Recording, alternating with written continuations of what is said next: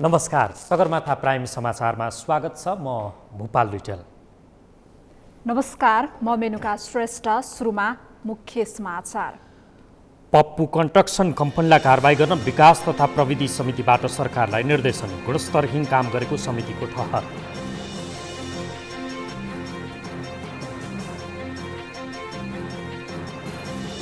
काठमाडौँको ओम हस्पिटलमा झडप। डाक्टरको लापरवाहीले पत्थरीको शल्यक्रिया गर्दा आन्द्रा चढेर बिरामी मारेको मृतकका आफन्तको आरोप।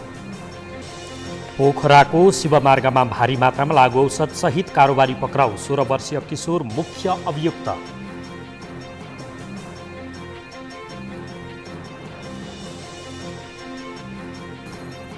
भियतनामको खान हुआ प्रान्तमा तालिमका क्रममा सैनिक विमान दुर्घटना। 2 जना विमान चालकको मृत्यु। र विश्वकप क्रिकेट अन्तर्गत इङ्ल्यान्ड र वेस्ट इन्डिज बीचको खेल जारी। वेस्ट इन्डिजद्वारा इङ्ल्यान्डलाई 213 रनको चुनौती।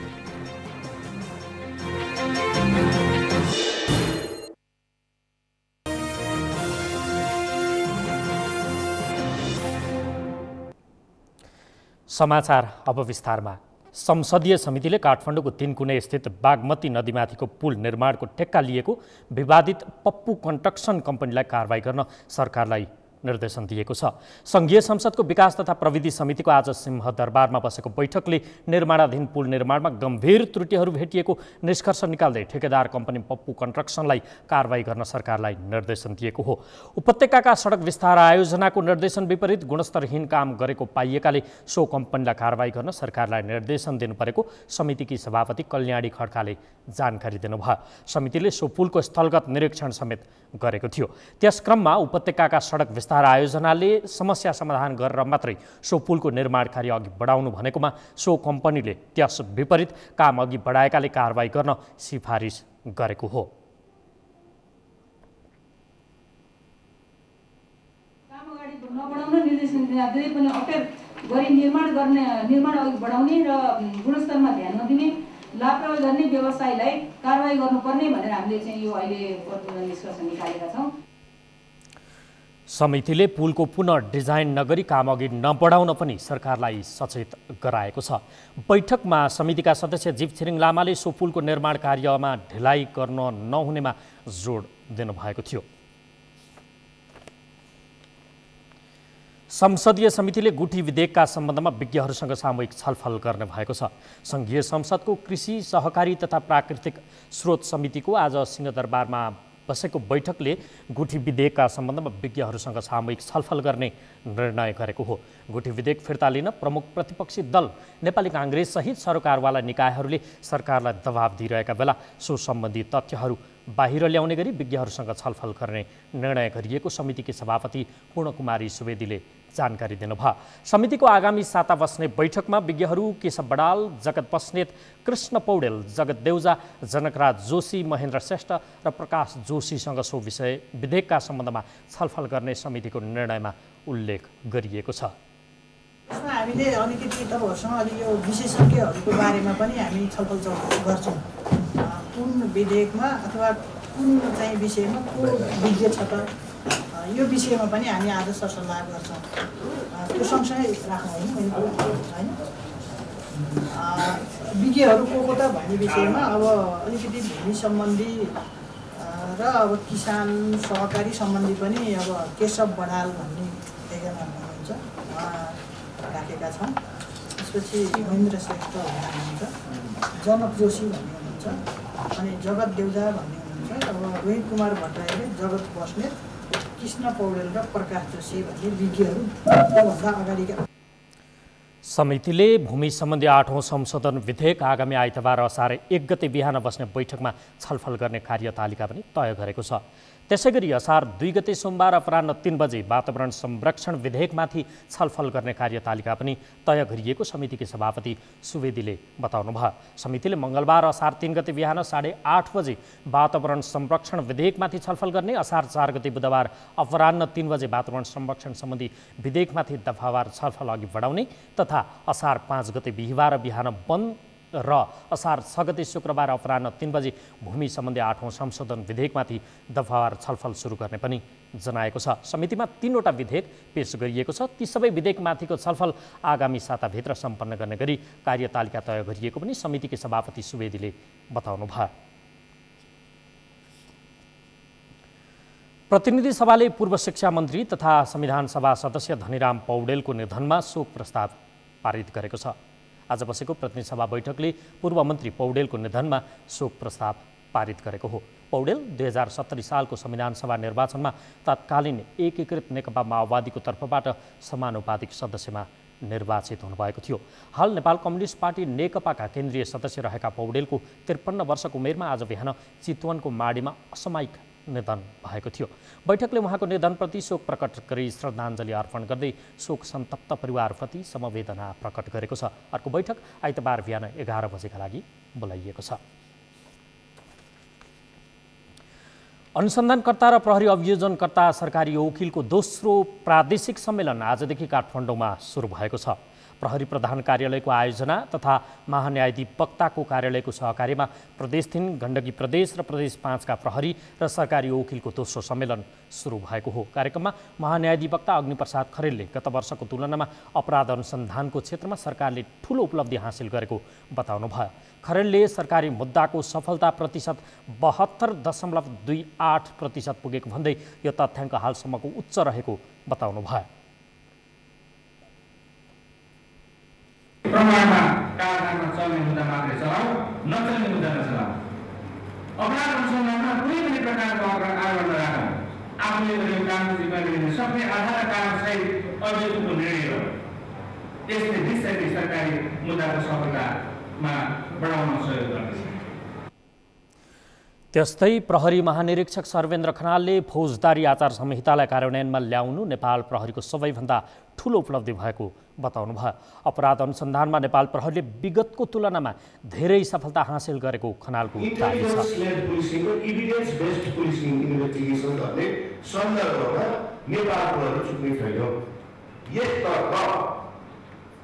सार्वजनिक सुधारका साथसाथै विशिष्टीकृत इकाइहरू पनि निर्माण गर्दै यस खालको दक्ष जनशक्ति निर्माण गर्ने कारण कुनै ढिला सृष्टि भएको छैन। 2 दिनसम्म चल्ने सम्मेलनमा 3 प्रदेशका 138 अभियोजनकर्ता तथा अनुसन्धानकर्ताको सहभागिता रहेको छ। कार्यक्रममा महान्यायाधिवक्ता कार्यालयबाट प्रकाशित बाल न्याय स्रोत सामग्री पुस्तकको विमोचन समेत गरिएको थियो। वाइड बडी विमान खरिद प्रकरणका सम्बन्धमा छानबिन गर्न नागरिक स्तरबाट गठित नागरिक आयोगले अख्तियार दुरुपयोग अनुसन्धान आयोगको काम कारबाहीप्रति असन्तुष्टि जनाएको छ। आयोगले आज काठमाडौँमा आफूले तयार पारेको प्रारम्भिक छानबिन प्रतिवेदन सार्वजनिक गर्दै सो सम्बन्धमा अख्तियार दुरुपयोग अनुसन्धान आयोगको काम कारबाहीप्रति असन्तुष्टि जनाएको हो। अख्तियारले सो प्रकरणका सम्बन्धमा गरिरहेको छानबिन औपचारिकतामा मात्र सीमित भएको निष्कर्ष निकालेको आयोगका संयोजक सुकुदेव भट्टराई खत्रीले जानकारी दिनुभयो। प्रतिवेदनमा संघीय संसदबाटै सो प्रकरणका दोषीमाथि कारबाही गर्न पनि माग गरिएको छ। संयोजक खत्रीले संघीय संसदको सार्वजनिक लेखा समितिले दिएको निर्देशन अनुसार सो प्रकरणमा 4 अर्ब 35 करोड भन्दा बढी भ्रष्टाचार भएको भन्दै समितिले दोषी ठहर गरेका तत्कालीन मन्त्री रविन्द्र अधिकारी, पर्यटन सचिव, नेपाल वायु सेवा निगमका पदाधिकारीलाई कारबाही गर्नुपर्ने माग पनि सरकारसँग गरेको छ। पर्यटन मन्त्रालय होस्, वायु सेवा नियम होस्, नेपाल सरकारको कुनै पनि मन्त्री परिषद सहित तुरुन्तै दिन्छ। हामीले यसको लागि यो ढिला किन भयो भन्ने कुरो अझ जवाफ म गर्न चाहन्छु। डाक्टर साहब हुनुहुन्छ, उहाँ ठाकुर मोहन सर हुनुहुन्छ, उहाँहरू आफै व्यक्तिगत रूपमा दौडिनु भएको पनि छ, विभिन्न निकायमा गएर सोधपुछ गर्नुभयो। वायु सेवा नियमका विभिन्न पदाधिकारी, यसका विज्ञहरूसँग उहाँहरू हाम्रो नारायण घिमिरे सर डाक्टर साहबले चाहिँ विशेष टाइम मिलाएर अन्तर्वार्ता पनि लिनुभयो। त्यो कुरा हामीले यहाँ हालेका पनि छौँ। नागरिक स्तरबाट गठन गरिएको आयोगले छानबिनको क्रममा सरकारी निकायहरूको सहयोग नगरेको गुनासो पनि गरेको छ। त्यसैगरी प्रतिवेदनमा सार्वजनिक लेखा समितिले सरकारलाई बुझाएको सोच सम्बन्धी प्रतिवेदन तत्काल सार्वजनिक गर्न पनि सरकारको गम्भीर ध्यानाकर्षण गराएको छ। नेपालमा पनि विभिन्न जनचेतनामूलक कार्यक्रम गरी विश्व रक्तदाता दिवस मनाइएको छ। विश्व रक्तदाता दिवसकै अवसर पारेर आज काठमाडौँमा पनि प्रभात फेरी कार्यक्रम आयोजना गरियो। रगतको अभाव हुन नदिन आह्वान गर्दै काठमाडौँको वीर अस्पतालबाट सुरु भएको प्रभात फेरी टेकु स्थित राष्ट्रिय जनस्वास्थ्य प्रयोगशालामा पुगेर समापन गरिएको थियो। कार्यक्रममा प्रयोगशालाकी निर्देशक रुना झाले रगतको अभाव हुन नदिने उद्देश्यका साथ प्रभात फेरी आयोजना गरिएको बताउनुभयो। उहाँले स्वस्थ नागरिकहरूलाई रगतदान गरेर त्यसलाई अभाव हुन नदिन पनि आग्रह गर्नुभयो। चिकित्सकहरूका अनुसार 18 वर्ष पुरा भई 65 वर्ष ननागेका स्वस्थ नागरिकले रगतदान गर्न सक्नेछन्। प्रभात फेरीमा blood donor association of Nepal, red cross लगायतका सङ्घ संस्थाहरू सहभागी भएका थिए। सरकारले नेपालमा रगतको उचित व्यवस्था गर्न राष्ट्रिय रक्त सञ्चार ब्युरोकै व्यवस्था गरेको छ। नेपालमा 2% जनसङ्ख्याले मात्रै नियमित रगतदान गरे पनि रगतको अभाव नहुने सरकारी तथ्याङ्कले औल्याएको छ। काठमाडौँको चावल स्थित ओम हस्पिटल एन्ड रिसर्च सेन्टरमा उपचारका क्रममा सिन्धुपाल्चोककी रामप्यारी थापाको मृत्यु भएसँगै आज पनि अस्पताल परिसर तनावग्रस्त बन्यो। एक साता अघि पित्त थैलीमा भएको पत्थरीको उपचार गर्न आएकी रामप्यारीको अस्पतालको लापरवाहीका कारण मृत्यु भएको भन्दै आफन्तले नाराबाजी गरेपछि झडपसम्मको स्थिति सिर्जना भयो। पुष्कर खतिवडाको रिपोर्ट।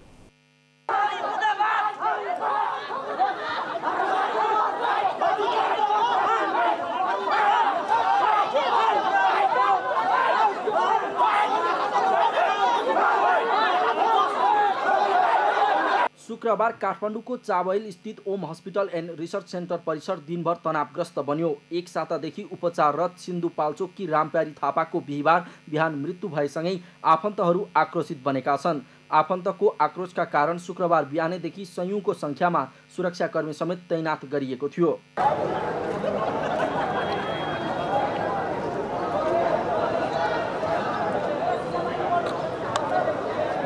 अघिल्लो शुक्रबार अपरेसनपछि सिकिस्त बनेकी रामप्यारीलाई 6 दिनसम्म बिरामीको स्वास्थ्य अवस्था सुधार रहेको भन्दै उपचार खर्च असुलिरहेको मृतकका आफन्तको भनाइ छ। रामप्यारीलाई चिकित्सकले गलत उपचार गर्दा मृत्यु भएको आफन्तको दाबी छ। मेरो बुढीको त्यो चाहिँ पित्तको थैलीको अपरेसन गर्दाखेरिमा अब पित्तको थैलीमा अपरेसन गर्नुपर्छ आन्द्रामा हाल्ने पल पार्दैछ। पल पारेपछि मिस्टेक भएपछि त्यो कमसेकम मैले पल पारेपछि मिस्टेक भएको छ भएपछि यस्तो चाहिँ मैले मिस्टेक भएको छ भनेर उहाँ डाक्टर साहबले भन्नुपर्ने उहाँले भन्दै बिरामीका आफन्तहरूका अनुसार अपरेसन गर्दा सानो आन्द्रा पनि छेडिएको र त्यो नटाल्दा शरीरभर सङ्क्रमण फैलिएर बिरामीको मृत्यु भएको हो। स्वास्थ्य अवस्था थलिँदै गएपछि अपरेसनको 48 घण्टापछि टाँका खोलेर हेर्दा आन्द्रामा प्वाल रहेको भन्दै अस्पतालले रामप्यारीलाई आइसियुमा राखेर उपचार गरेको थियो। तर उपचारका लागि हिँड्दै अस्पताल आएकी 50 वर्षीय रामप्यारीको अपरेसनका क्रममा अस्पतालले लापरवाही गरेको आफन्तको आरोप छ। आज हामीलाई रहर थिएन कि यस्तो गरेर यो पुलिस प्रशासन यो हस्पिटलसँग हात टोडाएर औला टोडाएर हामीलाई बस्नलाई हामीलाई यहाँ आएर झगडा गर्न हामीलाई रहर छैन। यस्तो गरेर औला ठडाएर नाराबाजी गर्नु परेको छ। यसको लागि अब हामी त यस्तो भयो अब हामीलाई त पुलिसले हामीलाई त तपाईहरुलाई ल यो त पीडित हुन् यिनीहरूको लागि पनि सुरक्षा गर्नुपर्छ। यिनीहरू पीडित छन् भनेर पुलिस प्रशासनले पनि थाहा पाउनु पर्यो। बिहिबार नै पटक पटक वार्ताका लागि बोलाएको अस्पतालले अपमानजनक ढङ्गबाट आफूहरूलाई प्रहरीको आडमा बाहिर निकालेको बिरामीका आफन्तको आरोप छ। तर अस्पताल प्रशासन पनि रामप्यारीको मृत्यु पित्तको अपरेसनले नभई पहिले गरिएका अपरेसनका कारण भएको दाबी गर्छ।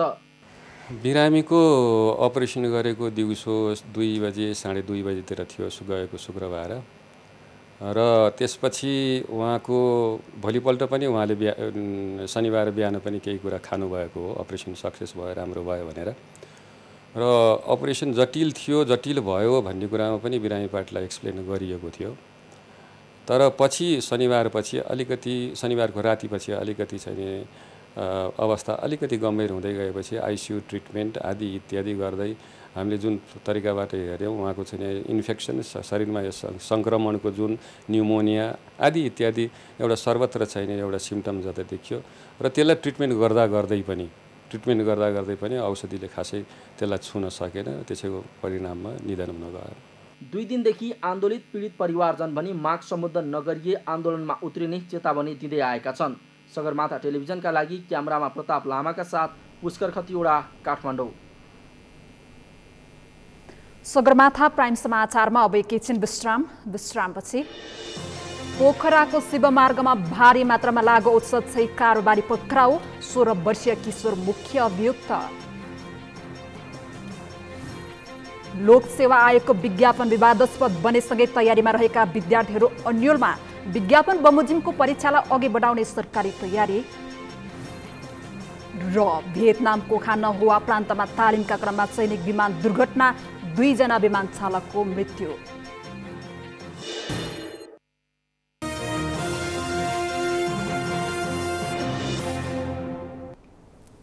विश्रामपछि सगरमाथा प्राइम समाचारमा स्वागत छ। अब बाँकी समाचार। पोखरा 10 शिव मार्गको एक घरबाट ठूलो मात्रामा लागु औषधसहित 1 जना कारोबारीलाई प्रहरीले पक्राउ गरेको छ। सिन्धुपाल्चोक चौतारा 10 शङ्खमूल घर भई पोखरा 10 शिव मार्गमा डेरा गरी बस्ने वर्ष 16 का डेभिड तामाङलाई लागु औषधको कारोबार गरेको अभियोगमा कोठामा छापामारी पक्राउ गरेको जिल्ला प्रहरी कार्यालय कास्कीका प्रमुख दानबहादुर कार्कीले जानकारी दिनुभयो। अभियुक्त डेभिडको कोठाबाट डाइजेपाम, नर्फेनाम ग्रन 1464 थान, नाइट्रोजन 100 थान र फेन्सिडिल 138 थान र नगद 16,775 रुपैयाँ समेत बरामद गरेको छ। यही अभियोगमा डावा नोर्बु शेर्पा पनि पक्राउ परेका छन्। लोकसेवा आयोगले जेठ 15 गते सार्वजनिक गरेको विज्ञापनको विषय अहिले विवादास्पद बनेको छ। समावेशी र आरक्षण हटाइएको भन्दै विरोध पनि भइरहेको छ। तर यसको तयारीमा रहेका विद्यार्थीहरू भने यस्तो अन्योलता हट्नुपर्ने माग गर्दछन्। रूपेश कुमार यादवको रिपोर्ट। एकैचोटि धेरै पदका लागि सरकारी जागिर खुलेपछि हर्षित भएर तयारी थालेका युवा यति बेला अन्योलमा परेका छन्। कारण हो लोकसेवा आयोगले सार्वजनिक गरेको विज्ञापन र यसलाई रोक्न विभिन्न पक्षबाट भएको प्रयास। आयोगले स्थानीय तहको पदपूर्तिका लागि 9161 पदका लागि विज्ञापन खोलेको छ। तर यो विज्ञापन संविधानको मर्म विपरीत समावेशिता र आरक्षणको व्यवस्था नगरी आएको भन्दै संसदको राज्य व्यवस्था समितिले विज्ञापन रद्द गर्न निर्देशन दिँदा लोकसेवाकै परीक्षाका दिन तयारी गरिरहेका विद्यार्थी अन्यलमा परेका छन्। फर्म भर्ने कि नभर्ने, फर्म भर्यो भने न त्यतिकै पैसाको जाने हो कि, अथवा यदि पैसा गयो अथवा चाहिँ त्यो भएन भने फर्म यदि भरिएन भने न भोलि फर्मै छुट्ने हो कि भन्ने जस्ता यावत खालका एउटा चाहिँ समस्याहरू सिर्जना चाहिँ यो लोकसेवा आयोगले अहिलेको परिवेशमा ल्याइरहेको छ। भर्दा भरेको छ तर पैसा तिरेको छैन। मैले कस्तो पैसा तिर्ने कि नतिर्ने एउटा अन्योलता सिर्जना भएको छ। त्यो अन्योलताले गर्दा मानसिक तनाव पनि भइरहेछ। अब पढाइमा बाधा भइरहेछ। एक दिन चाहिँ रद्द हुँदैन भन्ने हुन्छ, एक दिन फेरि यो हुन्छ रद्द हुन्छ भन्नुहुन्छ। अब त्यसले गर्दा अब पढौँ कि नपढौँ, त्यो अनुसारले दिउँ कि नदिउँ होइन। अब जुन सपना लिइरहेको छ त्यो नहुने हो कि त्यही अनुसारले अब गर्न सकिन्छ कि सकिँदैन। मेरो अब सपना हुन्छ एउटा होइन, सबैको एउटा हुन्छ। रुममा सधैँ बसेर पढिराख्दा एउटा फ्रस्ट्रेसनको स्थिति आउँछ। त्यो भएको कारणले यसलाई अलि चाहिँ राम्रो सबैको पिर मर्का बुझेर विद्यार्थीको जति पनि छिटो यसलाई सम्बोधन गरिदिए राम्रो हुन्थ्यो। अहिले हामी रुममा बस्नै मन लाग्दैन, किनकि अब हामी सामाजिक सञ्जालमा हेरिरहेका हुन्छौँ। सामाजिक सञ्जालमा हेर्दै गर्दा अब यहाँ विभिन्न किसिमका उतार चढावहरू देखिन्छन्। अब त्यसको बावजुद हामी एकदमै डिप्रेसनको शिकार हुने र मानसिक मेन्टल टर्चर भइरहेछ हामीलाई। सरकारी जागिरको सपना देखेका अपाङ्गता भएका विद्यार्थीहरू झन् अन्योलमा परेका छन्। काठमाडौँ बाहिरबाट लोकसेवाको तयारीकै लागि राजधानी आएका केही विद्यार्थी यो अन्योलताले घर फर्कने अवस्थामा पुगेका छन्। जस्तै यो कोटा खुलेको छ, अब फर्म खोल्दा कि त पुरै कोटा हटाउनु पर्थ्यो, अहिले कोटा नहुँदा कि त अब जस्तै 45% खुल्ला छ, 55मा जसरी कोटा छुट्याएको छ नि त्यो अनुसार सबै ठाउँमा कोटा राखिदिएको भए सजिलो राम्रो हुन्थ्यो। लोकसेवाको विज्ञापनका विषयलाई लिएर सडकदेखि सदनसम्म चर्काचर्की बहस भए पनि यही विज्ञापन कायम हुने कि रद्द हुने भन्ने विषयको अन्योलता हटेको छैन। आयोगले खुलाएका पदका लागि सोमबार साँझसम्म 80,141 जनाले आवेदन फारम भरेका छन्। यसरी आवेदन भरेकालाई विदेश जाने बाध्यता बनाउन नहुने र उनीहरूलाई स्वदेशमै रोजगारीको वातावरण बनाउनु पर्ने नेताहरूको भनाइ छ। समितिले यो निर्णय खारेज गरोस् भन्ने जुन माग छ त्यो एकदम जायज छ, खारेज गर्नुपर्छ। तर तपाईहरुलाई अर्को एउटा पनि जानकारी दिउँ, यो समितिले दिएको निर्देशन लोकसेवा स्वतन्त्र संवैधानिक निकाय हुनाले ऊ मान्य बाध्य छैन। त्यसो हुनाले तपाईहरूले लोकसेवा आयोग यो निर्णय नमान भनेर लोकसेवा आयोगलाई पनि दबाब दिनु होला। सरकार भने लोकसेवा आयोगले लिने परीक्षालाई अघि बढाउने तयारीमै छ। स्थानीय तहको माग अनुसार विज्ञापन खुलाइएकाले यो नरोकिने मन्त्रालयको दाबी छ। पुरानो कानुन निजामती सेवा ऐनमा जे व्यवस्था छ त्यही अनुरूप गर्ने भन्ने कानुनी व्यवस्था भएकोले त्यही अनुरूप विज्ञापन भएको हो। यसमा समावेशी छैन भन्ने कुरा सरासर गलत हो। सरकारी जागिर प्रतिको आकर्षणले पनि प्रत्येक वर्ष लोकसेवाको तयारी गर्ने युवाको संख्या धेरै हुने गरेको छ। आयोगको तथ्याङ्क अनुसार प्रत्येक वर्ष 6,50,000 भन्दा बढी युवाले लोकसेवाको तयारी गर्ने गरेका छन्। युवा पुस्तालाई देशको समृद्धिकै लागि प्रयोग गर्न स्वदेशमै जागिरको व्यवस्था गर्नु जरुरी छ। सगरमाथा टेलिभिजनका लागि क्यामेरामा दिपेन्द्र थापा मगरका साथमा रूपेश कुमार यादव, काठमाडौँ। काठमाडौँ महानगरपालिकाले शहरलाई धुलोमुक्त बनाउने प्रतिबद्धतासहित निकै तामझामका साथ भित्राएको सडक बढार्ने मेसिन अर्थात् ब्रुमरको प्रयोग प्रभावकारी बन्न सकेको छैन। सुरुका केही दिन राति शहरी क्षेत्रको मूल सडक सफा गर्ने गरिएकोमा अहिले त्यसले पनि निरन्तरता पाएको छैन। 11,25,78,180 रुपैयाँ खर्चेर ल्याइएको ब्रुमर थन्क्याएर राखिएको छ। शान्तालम सालको रिपोर्ट। काठमाडौँका सर्वसाधारणले तिरेको करको पैसा खर्च गरेर ल्याइएको ब्रुमर प्रयोगविहीन देखिएको छ। निकै तामझामका साथ काठमाडौँ महानगरपालिकाले इटालीबाट झण्डै 11.5 करोड खर्चेर किनेर ल्याएको ब्रुमर प्रधानमन्त्री केपी शर्मा ओलीको उपस्थितिमा एकसाथ सडकमा निकाली सफा सहर अभियान सुरु भएको घोषणा गरेको थियो। तर सुरुका केही दिन जे जति उत्साहका साथ धुलो उठाउने र सडक बढार्ने काम भयो त्यसले निरन्तरता पाएन। करोडौँको प्रविधि प्रयोगविहीन बनेपछि सर्वसाधारण उही नियति भोग्न बाध्य छन्। अझै पनि सडकहरू पिच भएन राम्रो छ हैन। खानेपानीको खन्दा फेरि टालटुल गर्न बाँकी नै छ। त्यही भए त्यही किचेर फेरि धुलो आइहाल्छ। अनि फेरि अब ब्रुमर पनि के अब बढी धुलो भएर बिग्रियो भन्ने पनि कुरा सुनिएको थियो। त्यही भएर पनि त्यति राम्रोसँग कार्यान्वयन नभएर पनि होला। अनि सडकहरू पनि टालटुल राम्रोसँग नभएर पनि अझै धुलोमा चाहिँ खासै कमी आएन। जबसम्म पिच सबै ठाउँमा हुँदैन र विकास सबै ठाउँमा हुँदैन भने त्यो ल्याएर त केही मतलब हुँदैन नेपालको लागि त हैन। तर के छ भने अब यहाँ अब ल्याउनु भयो, अब ब्रुमर ल्याएर चाहिँ चलाउने हैन। अब यहाँ ल्याएर चलाउने भन्ने जुन उद्देश्य ल्याउनु भयो हैन, अब त्यो कतिसम्म सक्सेस भयो भनेछ भने अब 2% पनि छैन। किन छैन भने धुलो उहाँले गर्नुहुन्छ के 2 घण्टापछि फेरि धुलो आउँछ भने त्यसको चाहिँ जुन बेनिफिट हामीले जनताले पाउनुपर्ने त्यो जनताले पाएन। महानगरले सुरुका केही दिन रत्नपार कलङ्की कालीमाटी दरबार मार्ग पुतली सडक चाबहिल नयाँ बानेश्वर एयरपोर्ट क्षेत्रमा ब्रुमर चलाएको थियो। तर उपत्यकाको सडकको दुरावस्था र लगातारको झरीलाई देखाएर महानगरले केही दिनमै ब्रुमर थन्क्यायो। तैपनि मौसम अनुकूल भएपछि ब्रुमर चलाइएको र सडक सफा बनाउने अभियान नरोकिएको महानगरको दाबी छ।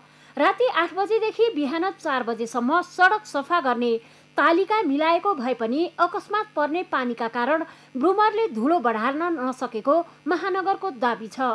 तर केही दिन यता काठमाडौँ उपत्यकामा झरी नपरेको समयमा पनि उपत्यकाको सडक किन धुलोमुक्त बनेको छैन त?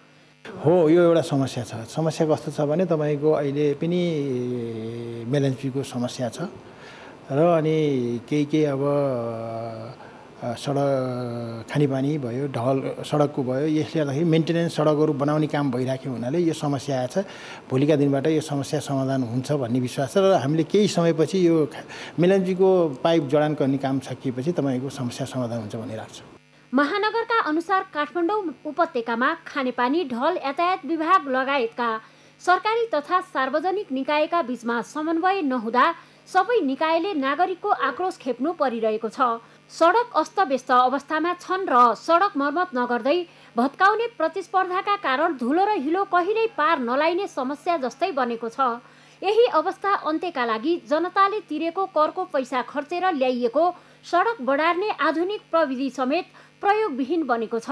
जबकि महानगरसँग रहेको ब्रुमरले एक रातमा 8 देखि 10 टनसम्म धुलो उठाउने क्षमता राख्छन्, जसको उचित व्यवस्थापन र सदुपयोग गरेमा स्वस्थ सफा हराभरा सहर बनाउने योजना सार्थक बन्नेछ।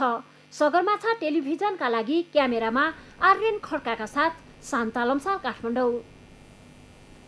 यस्तै सन्दर्भमा आज हामीले सगरमाथा जनबोलीमा सर्वसाधारणलाई सोधेका थियौँ, धुलो रोक्न ल्याएको ब्रुमर प्रयोग नहुनुलाई के भन्नुहुन्छ? हेरौँ उनीहरूको प्रतिक्रिया उनीहरूकै शैलीमा।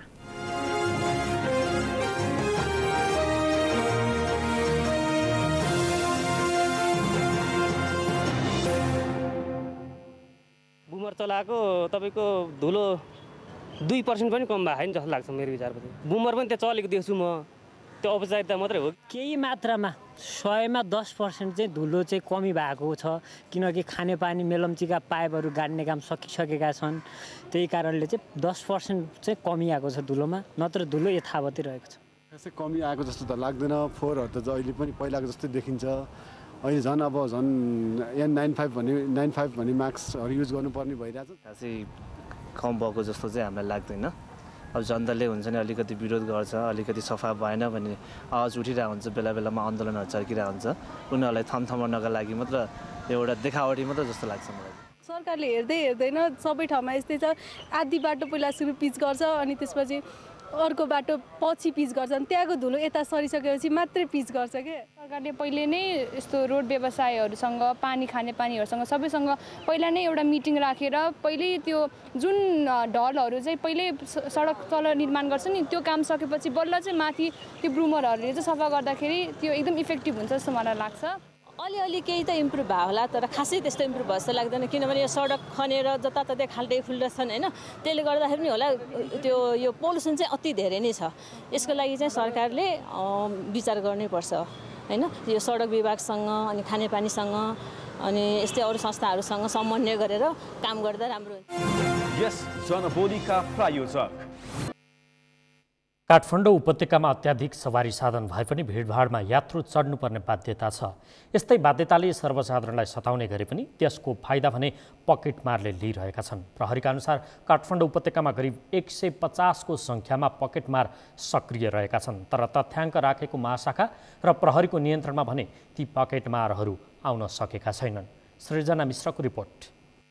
उपत्यकामा गुड्ने 12 लाख सवारी मध्ये झण्डै 1/3 सार्वजनिक सवारी चल्ने गर्छन्। यात्रुको संख्या बढी, सवारीको संख्या सीमित हुँदा कार्यालय समयमा सार्वजनिक यातायातमा ठेलमठेल हुने गर्छ।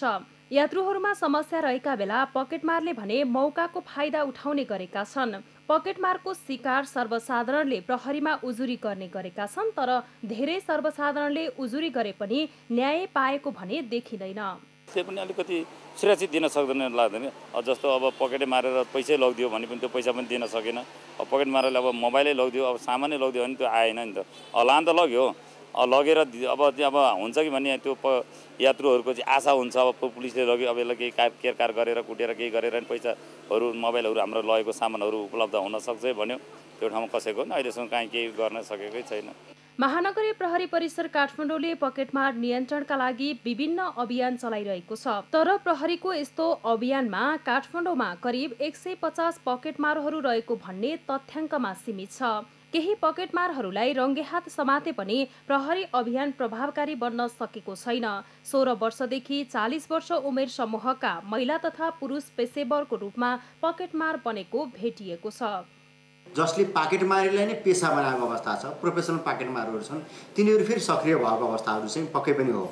र पाकेटमारीका घटनाहरूको बारेमा हामी कहाँ सूचनाहरू पनि आएका छन्। हामीले थुप्रै पाकेटमारहरूलाई समातेका पनि छौँ। जुन ठाउँमा हस्पिटल छ, जुन ठाउँमा कलेजहरू छ, अथवा जुन ठाउँमा पैसाको कारोबारहरू बढी हुन्छ, त्यस्तो ठाउँहरूमा चाहिँ पाकेटमारीहरू बढी हुने गरेको देखिएको छ। युवा उमेरका पकेटमारहरूलाई पेसाबाट बाहिर ल्याउन उनीहरूको विभिन्न काउन्सिलिङ गरेर छाड्ने गरेको छ। युवा उमेरमा पकेटमार पेसामा लाग्दा एकातर्फ पेशेवर पकेटमार बनेकाहरूको भविष्य अन्यलमा परिरहेको छ, अर्कातिर धेरै सर्वसाधारणले पेसा र अत्यावश्यक सामग्री गुमाएर समस्या खेप्नु परिरहेको छ। यस्ता पेशेवरहरूलाई निरुत्साहित गर्दै वैकल्पिक पेसामा लगाउन सके यसले नागरिकलाई दुःख पाउने कुराबाट मात्र नभएर अपराध नियन्त्रणमा प्रहरीलाई समेत हैरानीबाट मुक्ति मिल्छ। यसतर्फ पो अभियान केन्द्रित गर्ने कि? सगरमाथा टेलिभिजनका लागि क्यामेरामा अमित मचामसीका साथ सृजना मिश्र, काठमाडौँ। सगरमाथा प्राइम न्यूजमा पुनः एकैछिन विश्रामपछि भियतनामको खन होहा प्रान्तमा तालिमका क्रममा सैनिक विमान दुर्घटना 2 जना विमान चालकको मृत्यु र विश्वकप क्रिकेट अन्तर्गत इङ्ल्यान्ड र वेस्ट इन्डिज बीचको खेल जारी। वेस्ट इन्डिजद्वारा इङ्ल्यान्ड 13 रनको चुनौती।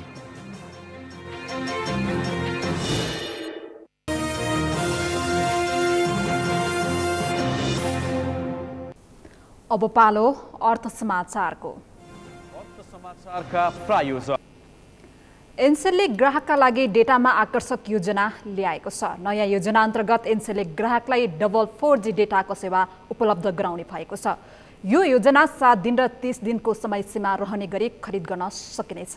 बिहिबारदेखि सुरु भएको यो अभियान देशका 1000 स्थानमा 4G सेवा विस्तार गरेको 2 हप्तापछि सार्वजनिक गरिएको हो। यो योजना अन्तर्गत 7 दिनको समयमा 500 MB डेटा र 30 दिने प्याकेजमा 3 GB डेटाको खरिदमा ग्राहकले त्यत्तिकै क्षमताको 4G डेटा बोनस स्वरूप पाउनेछन्।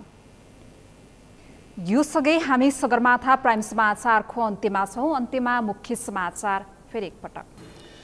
पप्पू कन्स्ट्रक्सन कम्पनीलाई कारबाही गर्न विकास तथा प्रविधि समितिबाट सरकारलाई निर्देशन। गुणस्तरहीन काम गरेको समितिको ठहर। काठमाडौँको ओम हस्पिटलमा झडप। डाक्टरको लापरवाहीले पत्थरीको शल्यक्रिया गर्दा आन्द्रा छेडेर बिरामी मारेको मृतकका आफन्तको आरोप। पोखराको शिवमार्गमा भारी मात्रामा लागु औषध सहित कारोबारी पक्राउ। 16 वर्षीय किशोर मुख्य अभियुक्त।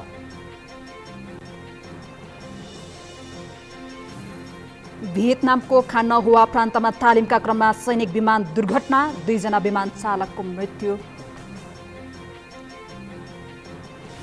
र विश्वकप क्रिकेट अन्तर्गत इङ्ल्यान्ड र वेस्ट इन्डिज बीचको खेल जारी। वेस्ट इन्डिजद्वारा इङ्ल्यान्डलाई 213 रनको चुनौती।